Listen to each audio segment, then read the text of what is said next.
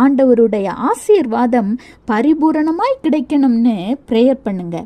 நம்மளுடைய குழந்தைகளின் ஆசீர்வாதத்திற்காக பேரண்ட்ஸ் ஆகிய நாம தான் நம்மளுடைய முழங்கால்களை முடக்கணும். இன்றைக்கு நீங்கள் முடக்குகிற இந்த முழங்கால்களின் பலன் உங்க குழந்தைகளை தலைமுறைக்கும் ஆசீர்வாதத்தின் வழியில கொண்டு செல்லும். இன்றைக்கு ஒருவேளை நீங்க உங்க குடும்பத்துல ஏதோ ஒரு ஆசீர்வாதத்திற்காக ஏங்கி கொண்டிருக்கிறீர்களா? அது என்ன ஆசீர்வாதமா இருந்தாலும் சரி, கற்பத்தின் கனிக்காக, இல்ல சுகம் பலனிற்காக, இல்லைன்னா பொருளாதார ஆசீர்வாதத்திற்காக, வீடு எதுவா இருந்தாலும் சரி, ஆண்டவராகிய இயேசு கிறிஸ்து இன்றைக்கே உங்களுக்கு அதை தர வல்லவராயிருக்கிறார். விசுவாசித்தால் அற்புதத்தை காண்பீங்க, ஆசீர்வாதத்தை பெற்றுக்கொள்வீங்க. Have a blessed day. Jesus bless you.